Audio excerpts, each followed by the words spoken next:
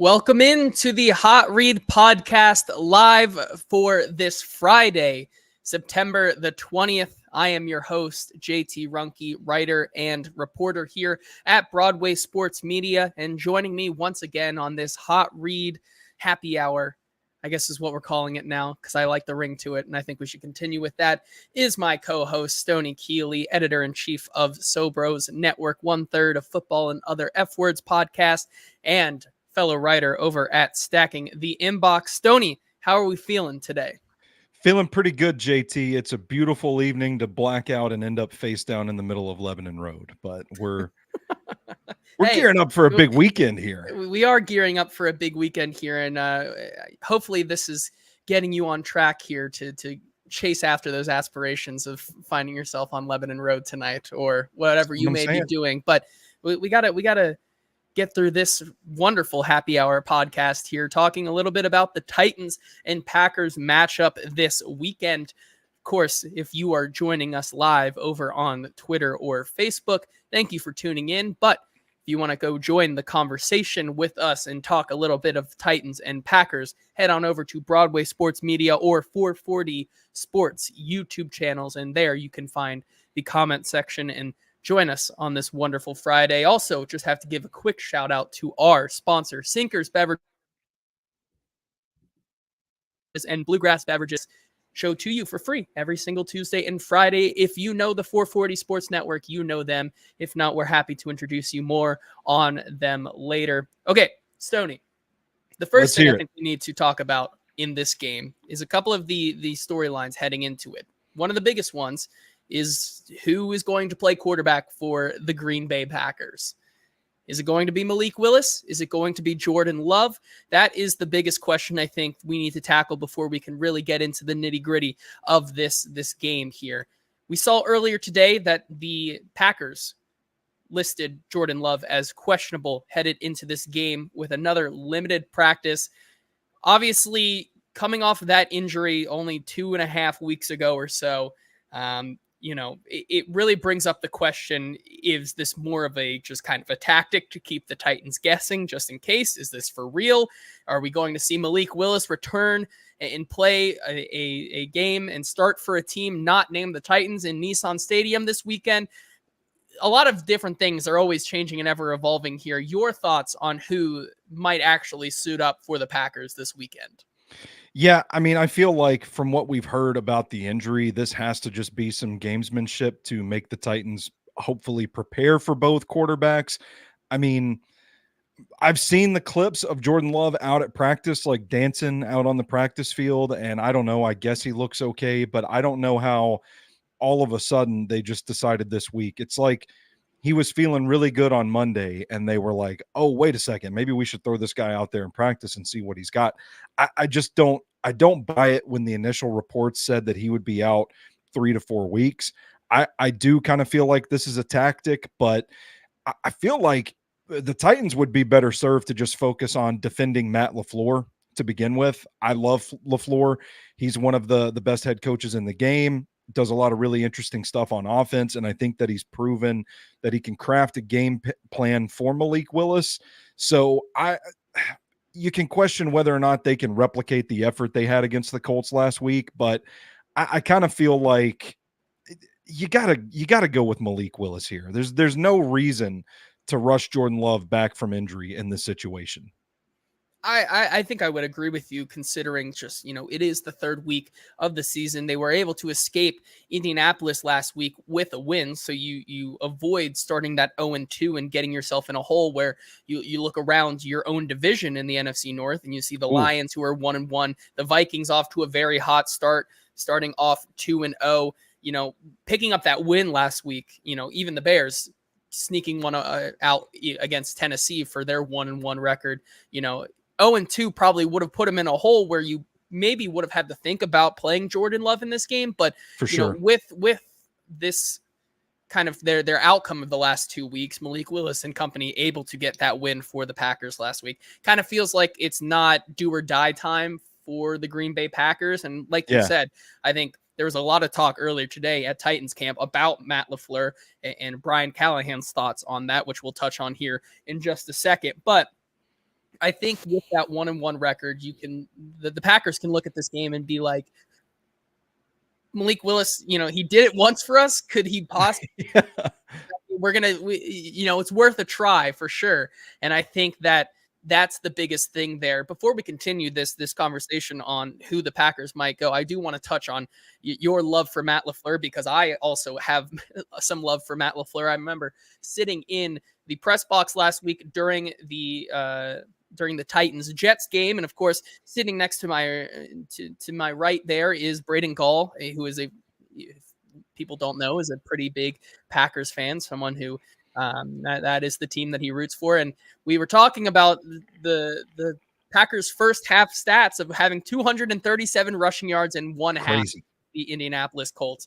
And it was a question that was floating around the press box. Okay, was this Malik Willis just kind of finding his stride, or is it in fact Matt LaFleur just being that good of a coach that he can scheme up Malik Willis to have success in the NFL? And I think the ultimate answer that we got to on that question was that Matt LaFleur he's just a different animal. And I think that's something that when a couple of reporters asked Brian Callahan earlier today about Matt LaFleur, Brian Callahan had the utmost respect for said Packers coach, citing about, that's a guy that he studied a lot from as when he took over this job and as he was kind of building his own scheme to run here in Tennessee.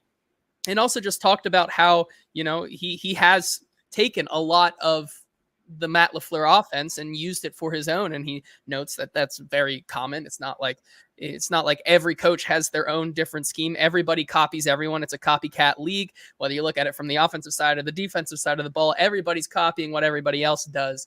And so, I think it's really interesting to see that Brian Callahan it looks at Matt LaFleur's system, and that's one of his biggest inspirations. Yeah, and I think there are several things that Matt LaFleur does really well. He seems to have a deep, thorough understanding of what his personnel does best, and he uses them accordingly and uses them in creative ways. I think he's a pretty good game planner in how to attack a defense. We saw it last week against the Colts. He threw the kitchen sink from the run game perspective at that Colts defense, and they just didn't have an answer for it. I mean, he's running multiple gap schemes. He's running different zone plays. There's motions. They're using different personnel. Josh Jacobs and Jaden Reed are flanking Malik Willis in the backfield. You don't know who's coming from where and vice versa and all this stuff. There's so many moving parts to the run game that he gets his offensive line moving and forces the defense to kind of react to it, and they're not able to dictate to LaFleur's offense. It's really fascinating, interesting stuff, the way he plays with tempo and the timing of it all, the short passing game, setting up the deep opportunities. It in a way looks like the vision for what Brian Callahan wants to create here in Tennessee, and that is a basis, a fundamental of running the ball efficiently when we have to, throwing the ball short, intermediate, moving the chains, efficient passing game, taking the defense, taking the top off the defense, taking the deep shots when they present themselves. It's really similar to the extent of the vision that Brian Callahan describes the offense that he wants to see here for the Titans. And I tip my cap for the sustained success that LaFleur's had early on in his head coaching career. I know he made some bad decisions. You still think back to that Packers-Buccaneers NFC Championship game, but he seems to have learned from that. That offense is running pretty smoothly. Honestly, looks a lot different from when Aaron Rodgers was there, and I think you're seeing more LaFleur than Rodgers now, and he's shining. Yeah, I definitely agree. I think the thing you bring up, though, for this game in particular, is how LaFleur is playing to his personnel strengths. And when you have Eddie in the comments here says, has a more positive outlook on the whole thing here, maybe a little too positive, but says healthy Malik, hobbled Jordan, prime Otani. It doesn't matter. Titans by 50, which are three that you can bringing baseball into it. But I think when you have to ask the question between a Malik Willis revenge game that Matt LaFleur is going to cook up, or a Jordan Love hobbled game where they're just trying to get through it in kind of, maybe intimidate the Titans defense a little bit with that opportunity that Jordan Love has, when you look at it, I really don't think it would be that, no matter who goes, considering the injury that Jordan Love has. I don't think that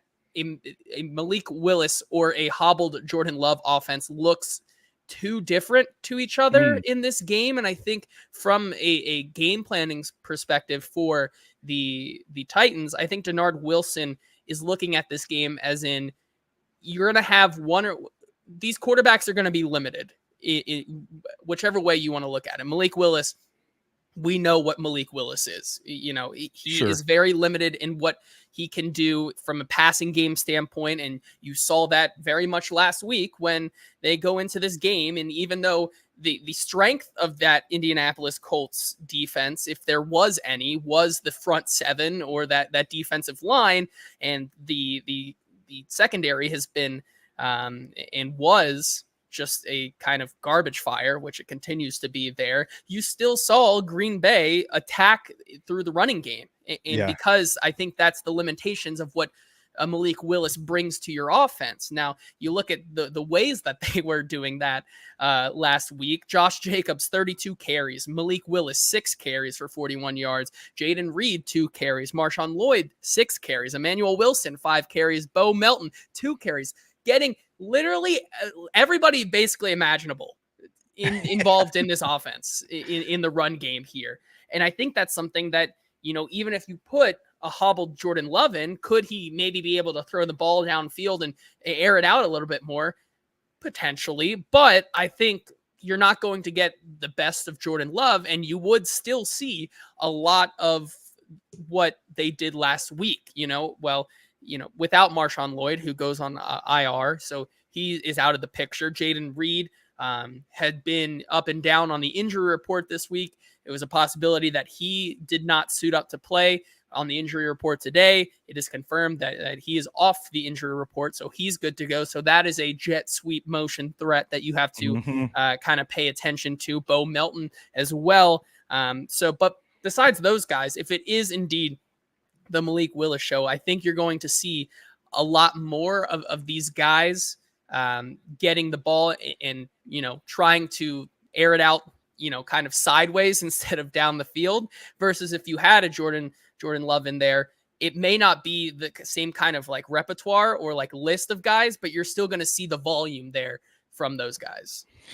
Yeah. The interesting question here is, if they were to roll with Jordan Love, does that actually hamper the running game a little bit, because it takes away an available rusher that's pretty good in the open field in Malik Willis? So interesting consideration to be had there. I think from a game planning perspective, I can't imagine that Jordan Love, hobbled as he is going to be able to really step into the throws and really air the ball out and chuck it 40 yards down the field. Even if he is, frankly, I kind of like the Titans cornerbacks in coverage in that matchup against the Packers wide receivers deep. So I think the tweak that you would see between the two quarterbacks is Jordan Love's willingness to kind of throw the ball over the middle, take the check down underneath to Jaden Reed and allow Jaden Reed to do his thing after the catch in space with the speed that he has. I feel like they're going to have to open up the playbook a little bit more for Malik Willis if he's the guy. But if you look at how they played the Colts, it was just straight ahead running. And when Malik had to throw the ball, he was throwing it outside the numbers, which is oddly enough like what he did a lot at Liberty and was comfortable with. So again, we come back to LaFleur crafting a game plan that fits the strengths of his personnel. I think you're right in the sense it doesn't change too much from a game plan perspective, because no matter who is playing quarterback, the great neutralizer here is going to be the Titans being able to get into the backfield and agitate the quarterback. If it's Malik Willis, you kind of blow him up, confuse him, don't let him escape the pocket and take off and scramble. If it's Jordan Love, you get to him, maybe he's a little tentative, maybe he throws the ball away, or he's a little turnover prone, throws a couple of interceptions, fumbles, whatever. So I think that the blitz packages and the interior pressure that we talk about from this Titans defense, if those show up, I really don't think it is going to alter your game plan too much. Yeah, and we had the opportunity to ask the defensive coordinator of the Titans, Denard Wilson, about trying to kind of prepare for either quarterback.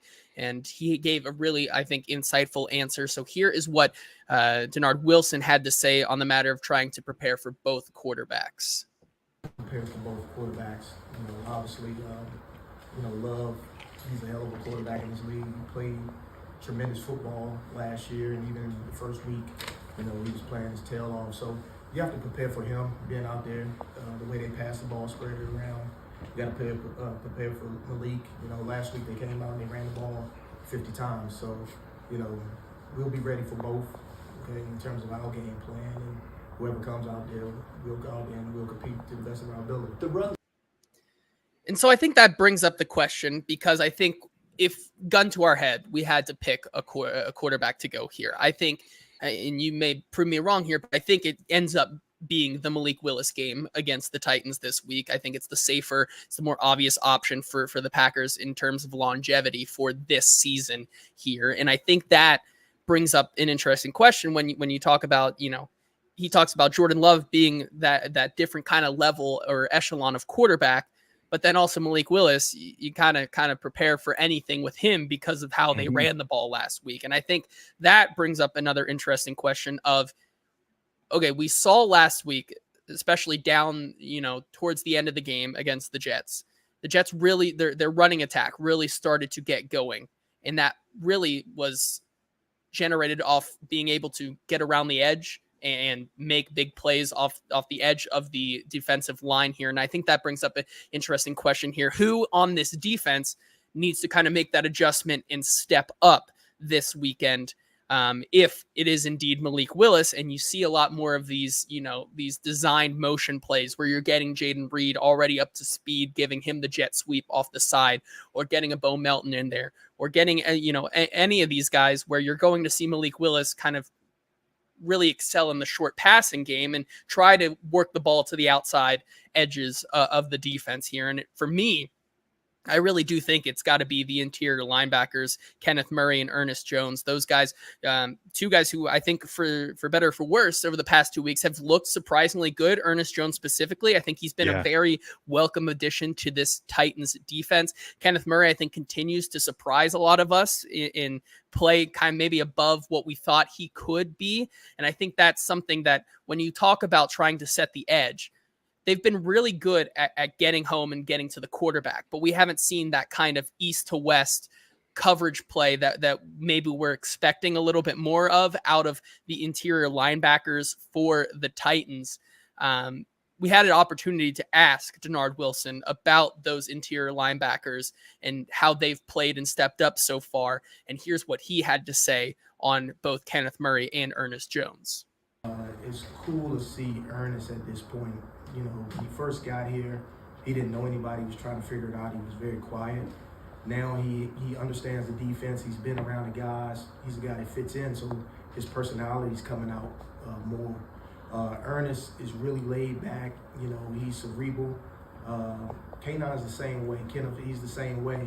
But I think it's a yin to the yang, because I think Ernest has a very settling personality, and with him being in the middle, now we can allow K9 just to go run and clean everything up. And I think it's a yin to a yang, and I think it's a good mix. I think it's a good balance. And so that, I think, was a very insightful answer of how they've really kind of brought Ernest Jones in and kind of brought him up to speed to the point where it does feel like that's their core of the middle. I think when you talk about guys this weekend who can make the biggest impact, if you have a guy like Ernest Jones who's going to kind of command that attention, and then you kind of let Kenneth Murray just be like the dog off the leash and just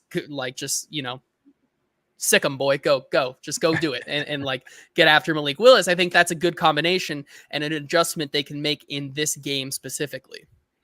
I would agree. And you can go back to week 1 and watch the way that the Philadelphia Eagles deployed Zach Bond in that game and how effective he was in disrupting the timing of that Packers offense. And I think it's easy to see that and glean that the Titans linebackers, be it Ernest Jones, the fourth right up the middle, Kenneth Murray maybe around the edges, filling their gaps, gap integrity, something we've talked about a lot on this show.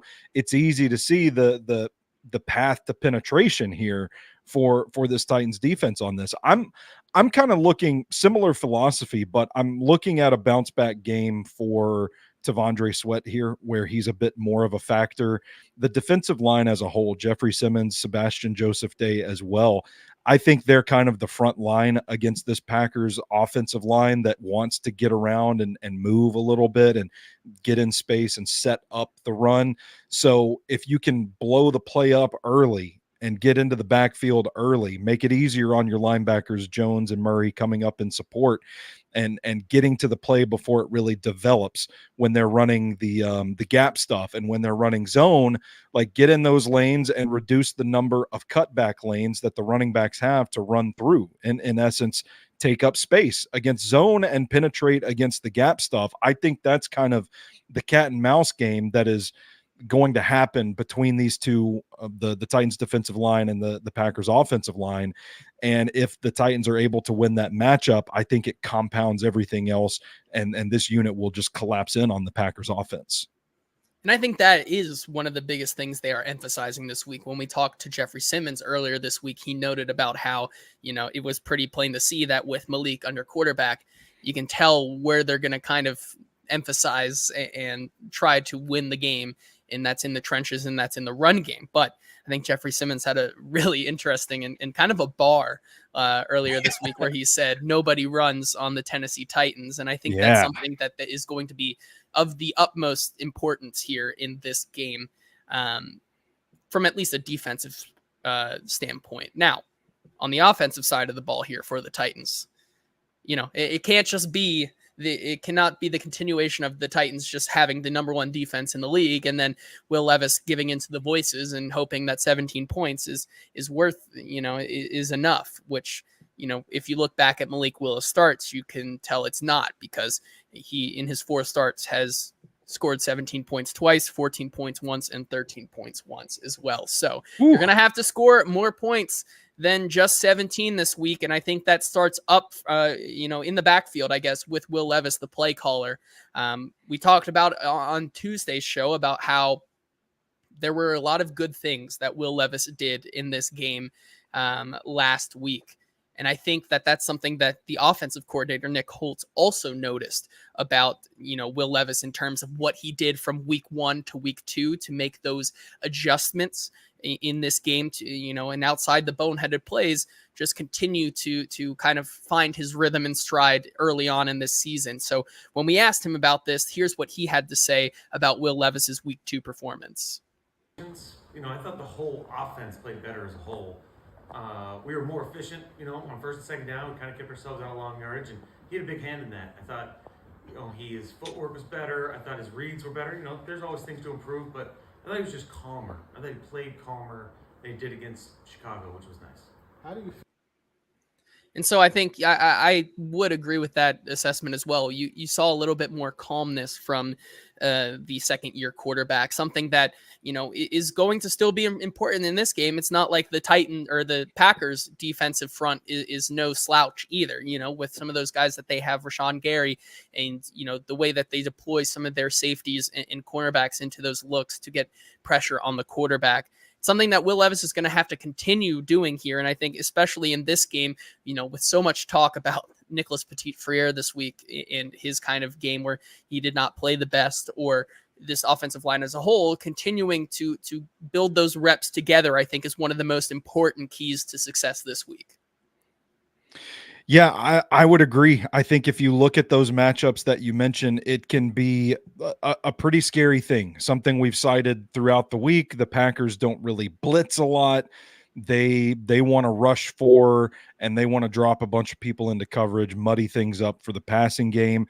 It's interesting. Cody Alexander of Match Quarters put out his weekly data dump, and I think the Packers are playing like 50% out of 4-2-5 personnel. So that means 4 defensive linemen, 2 linebackers, and 5 defensive backs. So even when they're putting an extra defensive back on the field, it's not a defensive lineman coming off. It's a linebacker. They want those 4 defensive linemen up there, and they do a good job of clogging up the run lanes. They're pretty fast defensive linemen, got some good swim moves. They can get to the quarterback, but I don't think it's like an overwhelming tidal wave that's going to hit the offensive line. So that's their style through 2 games. But we talk about the season being young. We haven't seen everything that's in every defensive coordinator's bag just yet. And I don't know if you're the Green Bay Packers, and forgive me, I can never remember how to pronounce their defensive coordinator's name, but the guy that came from Boston College, that dude. I don't know how, if you're him, you don't look at what the Titans are doing, struggling at the edges. Nicholas Petit-Frere in particular, allowing a lot of pressure. Looking at Will Levis locking into first reads, making mistakes. And I don't know how you say we're not going to blitz a little bit more. I would think that a large contingent of the game plan for Sunday will be getting to Will Levis, and I expect them to send a little more extra help than we've become accustomed to seeing this week and try to disguise some things and mix it up a little bit from what we've seen from that defense so far this season, because the matchups dictate that when you look at where this Titans offense is weakest right now. And if Will Levis doesn't clean up the mistakes and doesn't play the way he did after the boneheaded turnover last week, then I think we're looking at a team that's going to be in trouble on Sunday. Yeah, and I think if it does in fact look a lot like the same, there's going to be players outside of Will Levis that do need to step up. And I think there's a big emphasis in this game specifically on the Titans wide receiver and supposed wide receiver 1 of this team, which a lot of coaches and players have kind of said this week that we want him to be our 1, DeAndre Hopkins, who for this week has practiced fully and is off the injury report. So we talked about last week how it still kind of felt like, the situation where DeAndre Hopkins is quote unquote healthy, but we're still not seeing the full DeAndre Hopkins that we could expect. His snap count did improve this past week, but still was really not that big of a factor in last week's game. And so I think when you look at the defensive back, personnel that the Packers have, DeAndre Hopkins is going to have to play a bigger role in this game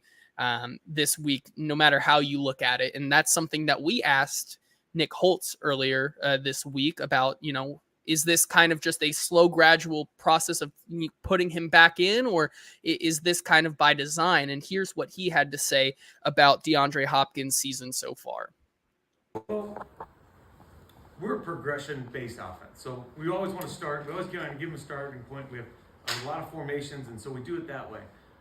I would say Chicago, he had practiced.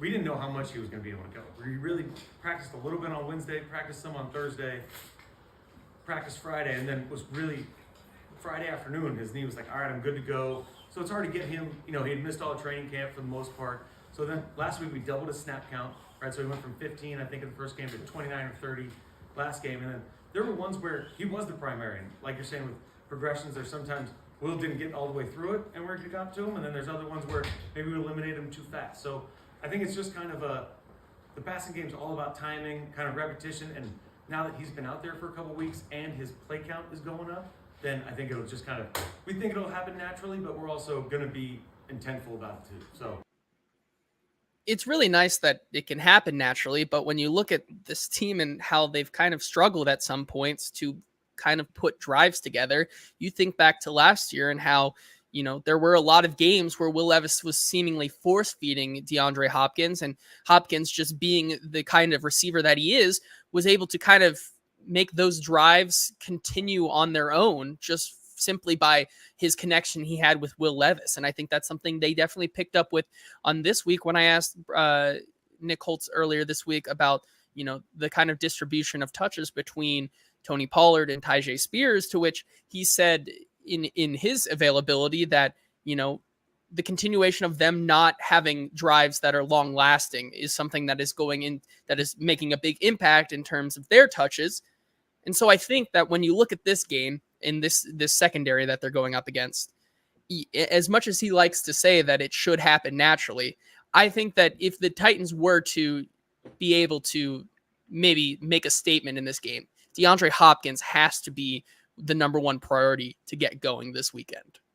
Well, when you look at a guy whose specialty is catching the ball, separation through savvy route running, moving the chains, security blanket, all terms that we've used to describe DeAndre Hopkins in his relationship with Will Levis, I think it's absolutely critical to sustaining drives to get a guy like that going. Now, that is something that we have heard Brian Callahan talk about recently is, hey, we're not having much success on first and second down. And when you get in third and long and you can't convert, you have these 3 and outs that just have plagued this offense. You can't really get anything going. DeAndre Hopkins, to me, is a piece that you look at and you say, hey, this is a guy that can help us sustain those drives and keep the chains moving. So I do think it is absolutely imperative to get him going. What we've seen so far is that they're going to take it easy. They're going to ease him back to the field. And that's ultimately the thing that makes me question how much volume he's really going to get. If it's just going to be a minor uptick from week to week, from a little more this week than it was the last week, so on and so forth, then I don't know how big of an impact we can really expect him to make. I also think it's fair to question within that role if some of those snaps that Treylon Burks was on the field running from that X position that I've said on this show, you see him get open, but Will Levis isn't looking his way. Maybe he's already come off of the progression. Maybe it's just a trust factor. You think, well, maybe if DeAndre Hopkins was in those situations, maybe that's where this would happen naturally because Will Levis, as we've talked about, does have that trust factor with DeAndre Hopkins. We saw evidence of it all last season. We hear him talk about it. They're connecting all the time. And I think that is where you see this happen naturally is just when the volume picks up for Hopkins and he's getting more snaps. But I think you're right, JT. I think this is a critical component of the personnel groupings that has to click. We have to get to that point where Hopkins is fully healthy and contributing in the passing game. It's definitely just a lot of the entirety of the Titans wide receiver core that really needs to start clicking. And I think outside of DeAndre Hopkins, Calvin Ridley is another guy that we've seen that connection between him and Will Levis kind of take a step in every game they've played from week 1 to week 2. And now to hear that's been an interesting one. A security blanket connection. The Will Levis Calvin Ridley connection is more kind of explosive and more like a firework. Like it either works or it doesn't. Yeah. And I think that just that kind of plays into both of their strengths and weaknesses. Will, his long, his ability to throw the ball down the field basically as far as he wants and use that arm versus Calvin Ridley kind of using his speed. And sometimes both of them can get into trouble with those special talents that they have. And especially for Calvin Ridley, his speed has been something that I think a lot of people have noted and found interesting, that even Calvin himself has said sometimes he feels like he's going too fast for his own good. I found that to be very interesting. And so we asked Nick Holtz this week about, those comments about Ridley. And here's what he had to say about his kind of role as it is slowly growing in the offense. He is so fast that it's just kind of like, it's one of those things, I don't know if you know how to control it kind of deal, like as a coach, but we just, you got to get it up early. If we're throwing a deep ball, it's got to get up earlier than it probably would for somebody that's not as fast as him, right? So those things down the field, you really have to play on time, right? So I think that was something in training camp as we were trying to get him, some of those deep shots that we talked about and have talked about in here of, hey, maybe they weren't connecting. It really puts an emphasis on the quarterback to get the ball up at the right time. Because if not, if you're late to a deep ball, it's a 60-yard throw, and the completion rate on that is fairly low. So I feel like I got you there, but if there's we'd rather have them too fast than too slow. We'll take it fast. I think we got there as well, Nick. Thank you very much. I find him sometimes just to be so funny in the interview room, because it's like, did I answer your question? I want to make sure I answered your question instead of going off on one of his tangents that he can. But I think that does bring a little bit of insight into how that connection between him takes a lot more work than, say, a DeAndre Hopkins connection with Will Levis, because of the type of play that really works for both those guys. that's something that you can't always rely on. And so bringing DeAndre Hopkins back into the mix and getting that reliability with also the ability to kind of throw it downfield and air it out like that, I think is something that needs to start working together. And that's getting both those guys more incorporated into the offense. Yeah, and I would be interested to see how a defense would react to both of them being on the field and healthy 100% at the same time, because there's been several times this season so far when Calvin Ridley, whether Will Levis throws on the ball or not, streaking down the field, and teams are like dedicating a safety to roll over and help with the coverage there to try and keep him from beating him deep. But you think if they start getting the chain moving stuff going with DeAndre Hopkins, eventually you're going to have to help whoever's covering him out and roll a safety up there to help with the coverage as well. So it does kind of, get into a situation where you are dictating the defense how to use their personnel with those guys, multiple ways to beat you and that sort of thing. So I think that's interesting. I also think it sounds to me like Calvin Ridley is like Ricky Bobby. He just want to go fast, man. He's just going to go fast. And if you're not first, you're last. I think that you see it sometimes in his route running, especially the ones where it's almost like he gets to the end of the route before that ball gets there. And that's where you kind of get those moments where you're like, what was Calvin seeing on that route where he didn't even try for the ball, right? It's like just the route's already finished and it's over before he can really even make the play. Yeah. The last thing I want to touch on here is you talk about someone being utilized correctly. Tyjae Spears is another one that popped up this week after suffering that injury last week, late into the Jets game. He is listed questionable on the injury report, but Brian Callahan earlier today said that he expects him to go.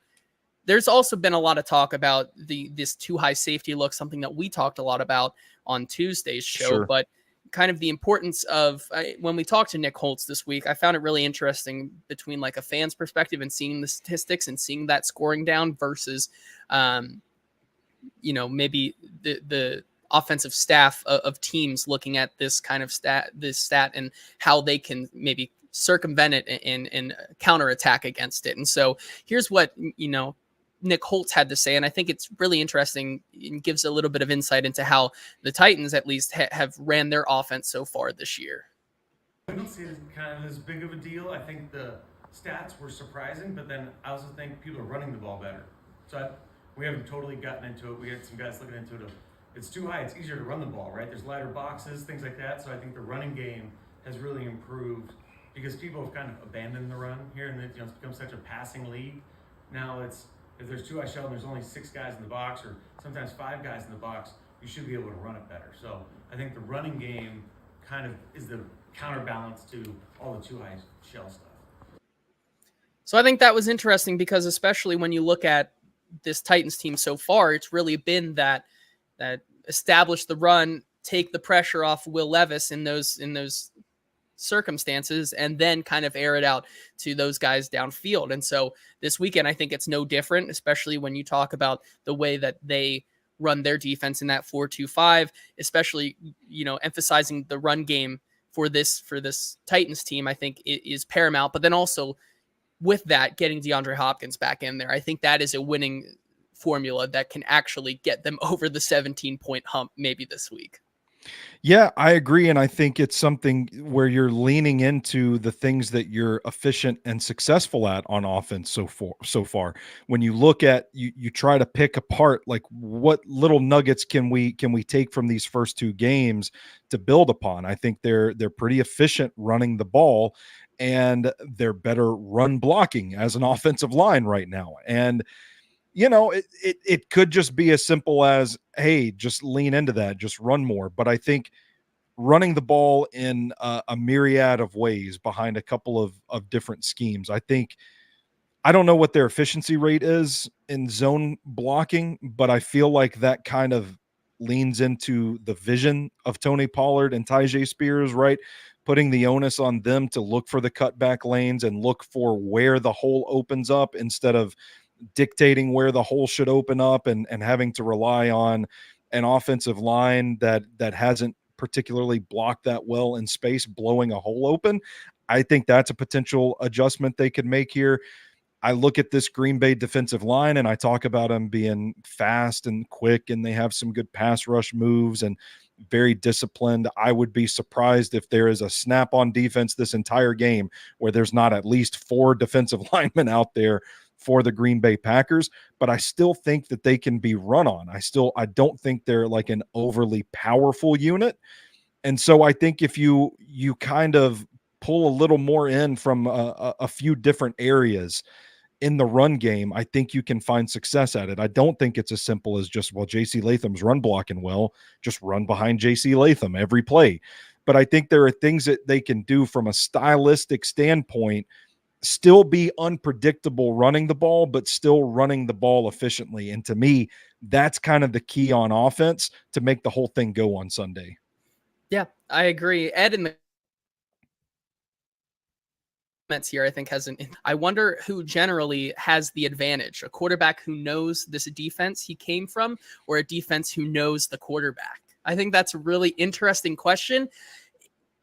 If I had to guess, I would think the defense who knows the quarterback, considering it's a different scheme, even though it is like a different scheme that they're running now with the offense. You still know his mannerisms, and you know how to get at him from a player perspective. And outside of the defense that they run, or the offense that Green Bay now runs, just having that experience going up against Malik Willis, I think gives them maybe a slight upper hand. I don't think it means a whole lot in the grand scheme of things, but I do think it gives the Titans a somewhat upper hand on him.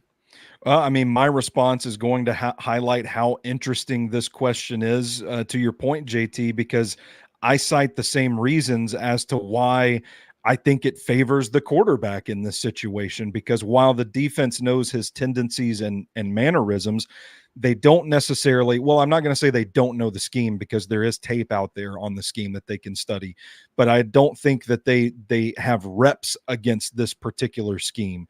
And so Malik Willis might know where the holes are in this Titans defense, whereas the defense might not necessarily know what Matt LaFleur is going to cook up with Malik Willis at the helm. So I would give the edge to the quarterback, because he kind of knows where the defense is going to be theoretically and can layer the balls to it. Yeah, either way, it's going to be interesting on Sunday when Malik Willis returns to town. It's going to be must-see TV. I'm going to be bummed if they lose this game. I'll be bummed if they lose this game. Hey, and you know what? If they do, in fact, lose the game, it's all right, because we have your back here on the show, because we are brought to you by the wonderful Sinkers Beverages in East Nashville, who have been serving that community for over 4 decades. They are a 3-time Best of Nashville Liquor Store of the Year. So if Malik Willis does, in fact, ruin your Sunday and beat the Titans, for all of your spirits, wine, and beer needs, head on over to Sinkers Beverages to get your fix. They have literally anything you could possibly imagine over there. You can also join their in-crowd for special benefits, allocations, events. They tell you when they get new things in stock, when they do specific member-only buying, you know, when they have these special liquor orders that come in, bottle that you drops. can buy. The bottle drops that's the word I was looking for, but you have to join their in-crowd where you get that information from them. Make sure to follow them on all the social media platforms that they are on at Sinkers Bev.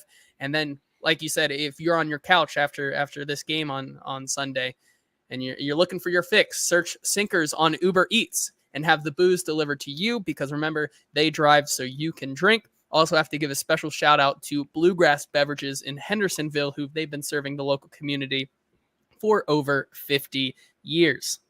All right, Stoney. Man, I hate that we have to do this segment, but we have to, because we got to thug it out, and we got to struggle through it. But it's the best bet gauntlet here, back for week 3. Talking about last week, once again, just not a great week for me. Going 1-4 again, starting off the year 2-8, something that I haven't done in probably 2 years.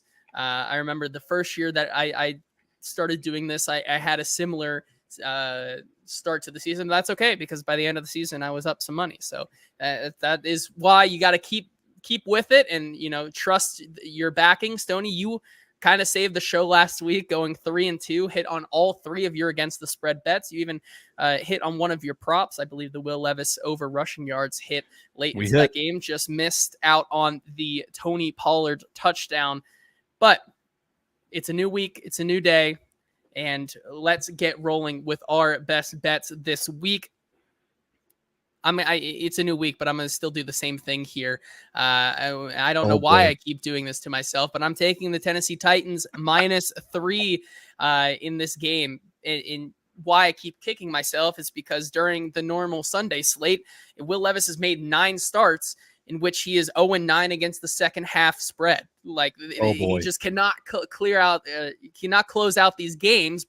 And so why I think that it's, it's any other position against any other team, I probably would not be betting this. However, it's Malik Willis.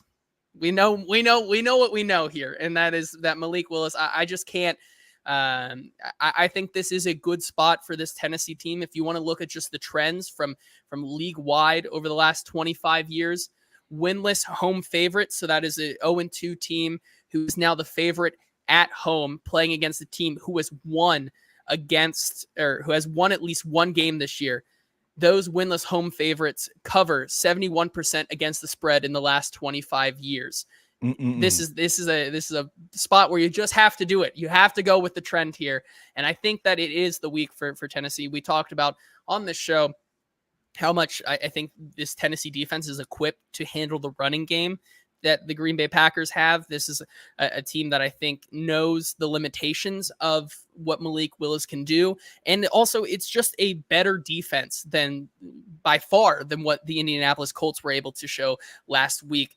It's also a spot where backup quarterbacks in their first start really, really do well against the spread and for their team. But when you get to that second start, the juice and that pressure on you kind of subsides a little bit. And that's where you can start to see some more of those flaws. With that all in mind, these statistical anomalies not last forever, surely, right? I don't know, but I'm going to keep going with it. Tennessee -3. I'm taking the Titans to win this week. And I say this is discouraging. It should be encouraging, but it feels like when everything points to the Titans is when they disappoint us the most. But if you really break down the matchups in this game, the Titans defensive line against the Packers offensive line, I like that. I think the offensive line for the Titans should be able to run the ball. I think you take Will Levis over Malik Willis. I think you take the Titans corners over the Packers receivers. I feel like there's a lot that when you look at this matchup should favor the Titans, and they should get the win pretty comfortably.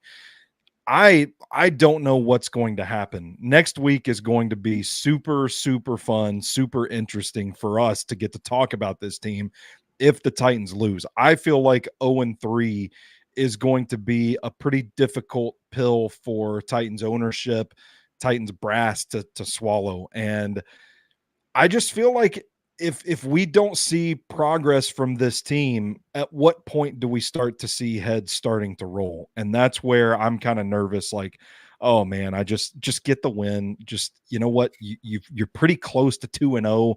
You're not a bad football team. I know everybody's down on them. They're 0-2, and people that don't actually watch the games think that this team stinks, but they're not a bad football team. They're getting closer every week. Now's the time where you've got to get the proof of concept, and you've got to go out there and win the game against an opponent that you match up well against and should beat. So I get the reservations, JT, but I think this is actually the week that you're on it, man. I think this is where if you were willing to pull the trigger on the Titans the first 2 weeks, you got to be willing to pull the trigger on them in this game. So it's gross. Yeah, no, I agree. There's going to be a lot in this slate here where you may have tried to pull the trigger on them the past 2 weeks and it doesn't work, but this is the week. This is where it's a lot of what we call on this, the famous betting term, catching the falling knife. Is this the week that we hit is this the week that we finally catch the handle of the falling knife, or are we going to slice open our hands again by the hands of the Tennessee Titans? And that's going to be the most interesting thing to watch this week. But I do feel good considering that this is kind of, with a lot of these 0-2 teams this week, there's a little bit of that desperation factor against teams who've kind of won a game, right?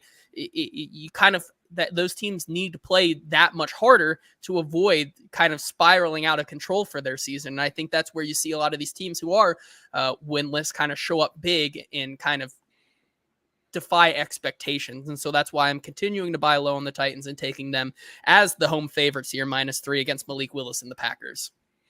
Well, you said it's gross, and I'm going to keep the trend going with the gross team because I think these Tampa Bay Buccaneers are filthy, disgusting, and Wow. people are sleeping on how good they are. 6.5-point favorites at home against a Denver Broncos team that's averaging 13 points per game with Bo Nix at quarterback. The Bucs are one of the best defenses in football. That defensive line is going to get after him. I think this is going to be an ugly loss for the Denver Broncos. I want to be with you, but with no, I love Baker Mayfield too. I love Baker Mayfield has been great so far and as advertised. For me, it's Antoine Winfield, Kalijah Cansey, Vita Vea, all probably not going. It's like, can Bo Nix actually do, like, when things favor Bo Nix? I kind of agree with you here because I don't think Bo Nix can show up when it counts. But when everything favors Bo Nix, is that when he actually is going to be able to show up in that game? And that's why I think this one, like you said, it's gross. But when you look at that defense, the Broncos defense, I think that you talk about the Buccaneers who line up pretty well against this Broncos team. And like you said, 13 points per game in those last two, even though they really haven't played a lot of like dominant teams the past 2 weeks either. You look past, like, the Steelers have looked good, but they have their ways of being able to be beaten. And so when you see the Steelers come out of there with a dominant win against this team, it's hard not to go against the Denver Broncos here. And I do agree with you that Bucs -6.5, if you're looking for them to have yet another statement win and kind of keep pace with the New Orleans Saints in that division, this is a game that you have to have for sure. And they were a little hobbled last week when they beat the Detroit Lions outright as an underdog too. So I think, I don't know, man. I like that.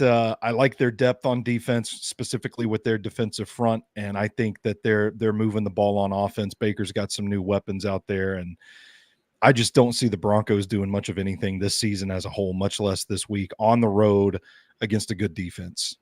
Yeah, I agree there.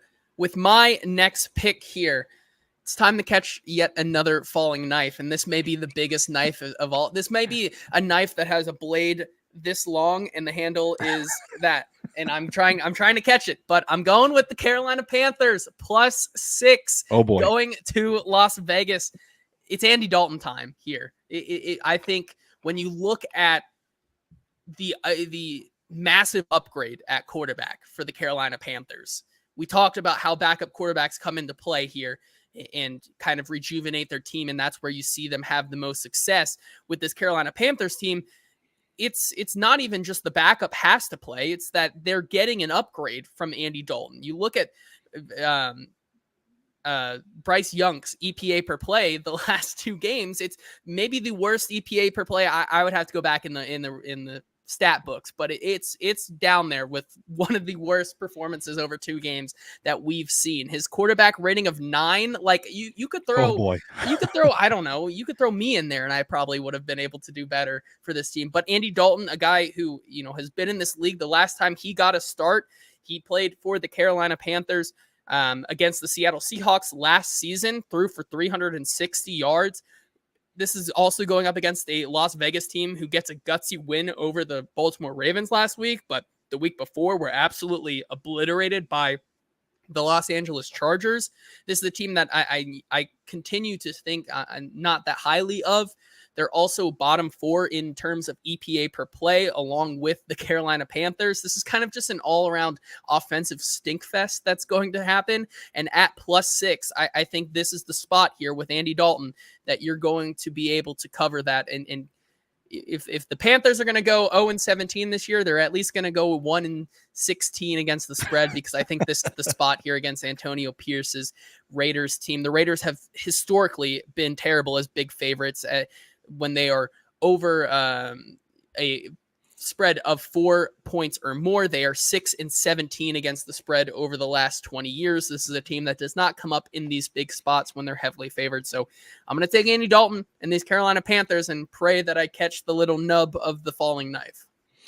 I don't think that the Raiders are even built to blow any teams out right now. The way that they're playing football is a very much like, I keep calling them like the Mike Vrabel Titans. Like they're just going to hang around. One team, there actually is one team worse in the league in terms of rushing success rate than the Carolina Panthers. Can you guess who they are? Rushing success rate. It's the Raiders. It's the Raiders. Okay, it is the Raiders. So, I mean, at least the like you said, this team, they have good things going for them, right? They have Brock Bowers and they have Devontae Adams, two guys that are undoubtedly one of the best of their positions right now. Brock Bowers, even just being young, but he's looked like one of the better receiving tight ends this year. When you look at the rest of that team, I don't, I thought I liked what I saw from Gardner Minshew with the Colts, but when you go to the Raiders, you kind of go revert back to that form. And so, like you said, I don't like this Raiders team. I think this is definitely a spot where you could the Carolina Panthers bounce back here and maybe even get the win. Yeah, Gardner Minshew's like top 5 in the league in passing yards right now, and I'm like, how did we get here? They're that type of team that you look at and you're like, oh yeah, they exist. How did we get here? How are they in the hunt right now? But I don't know. We'll see. I am going to this Cowboys Ravens matchup for my next one, and I'm going to take the Cowboys as 1.5 point underdogs. Man, I just don't like this Ravens offense. I think they've looked a little stagnant. They've looked a little predictable so far in this young season. And I'm not buying what happened at the hands of the New Orleans Saints a week ago. I think when you look at this particular matchup, the Ravens are a little one-dimensional on offense, a little predictable, and I think the Cowboys are going to be able to dial up exotic ways to get after them and stifle them a little bit. I think this is a prime case where people are going to be betting, well, there's no way the Ravens fall to 0-3. There's no way that they don't beat the Cowboys' asses on Sunday, and people are going to be remembering, oh, the Cowboys just got whooped by the Saints, not realizing how much variance there is in performance week to week because it's the NFL and there's parity, baby.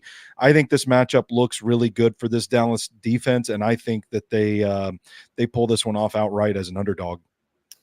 My next pick here, going with the Jacksonville Jaguars plus 5.5 against the Bills on Monday Night Football. It's gross. I know it is, especially considering that this Buffalo Bills team has been rocking 30-plus points in the last 2 weeks, but they are on extra rest, where Josh Allen normally does not perform. He is just 8-14-1 against the spread, including 5-8-1 against the spread at home as a favorite. This is a Jacksonville team that has always seemingly had the Bills' number under Doug Peterson. We've seen this spot before where the Bills seem to be rolling and everything just kind of falls off the tracks for them against the Jacks. I don't know what that voodoo is, but certainly I've seen good things from Jacksonville. I've seen bad things from Jacksonville. But in this spot specifically, I think this is one where you look at this Jacksonville team at plus 5.5, and you may be able to catch the Buffalo Bills sleeping a little bit this week. So give me the Jacksonville Jaguars to cover that spread. You're on an island with that one. I told you before, I'm like, oh man, I was actually going to pick the Bills in this matchup, but then we get into a situation where we've at least got 1L on the best bet gauntlet, and we never want to be in that situation. But yes. I'm gonna trust in you, JT, and I'm gonna say, you know what, I'm wrong on this matchup. I like the numbers that you're spitting. I don't think it's a bad bet at all. I am going to go with I'm going to go with the Chiefs-Falcons game, and I'm going to take the Chiefs as field goal favorites. I'm just not really buying this Atlanta offense right now. It kind of feels like it's taken a little bit of time to adjust, to really get going. There's a new staff, new regime there. They're averaging 16 points per game through 2 games. And I look at the experience of Patrick Mahomes, the Chiefs, and I think this is a situation where they go into Atlanta and they get a pretty comfortable win. I'm not ready to buy the Falcons just yet.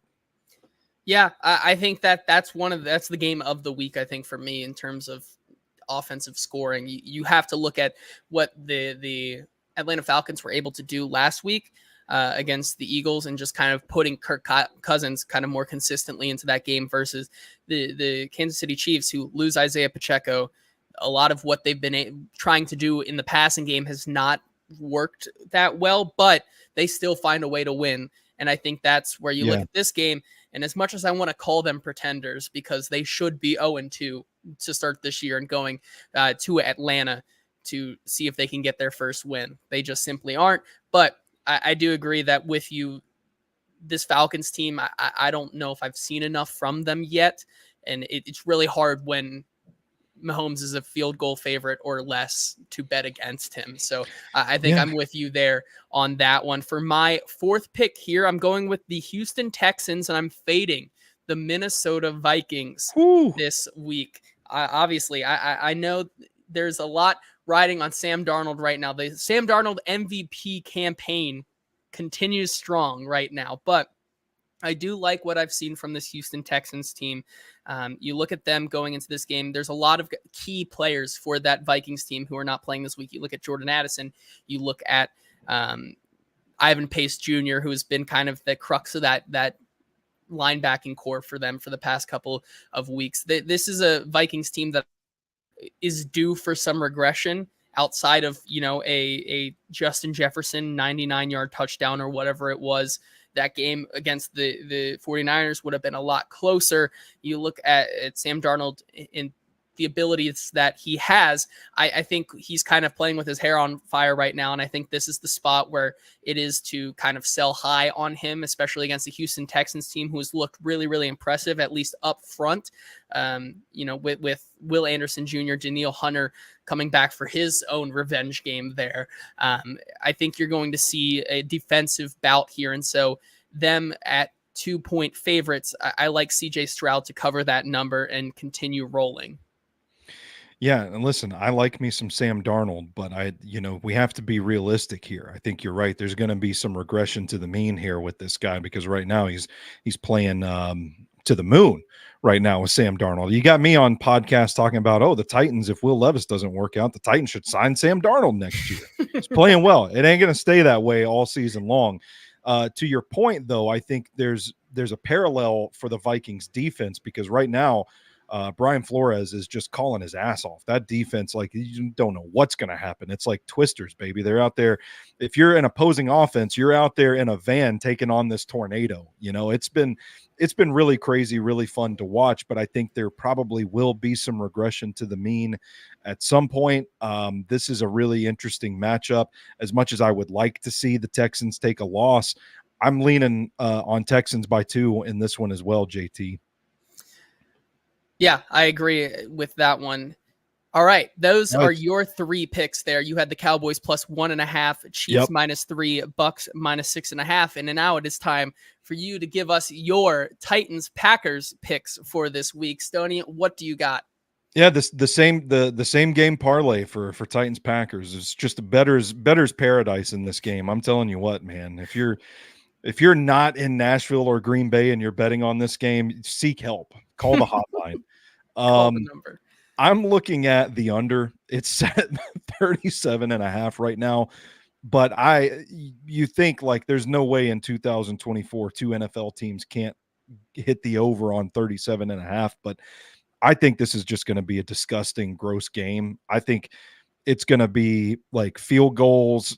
I don't know. You could set the point total at 15, and I don't know that I'd feel comfortable betting the over in this one. I'm going to be surprised if these two teams aren't just running the ball for the entire first half of the game, and then somebody hits a big play late. I think once these offenses get into the red zone, the field shrinks a little bit. It helps the defenses. I think there's going to be problems scoring there against both of these units. I just think it's going to be a low-scoring slugfest, so I'm taking the over there.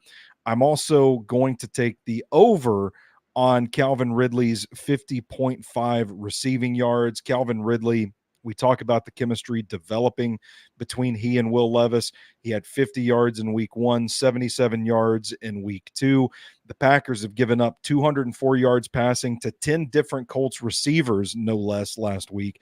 278 yards to the Eagles. We saw Jair Alexander struggle with A.J. Brown in recovery situations, could not make up the speed there. It is a matchup that I think the Titans can exploit.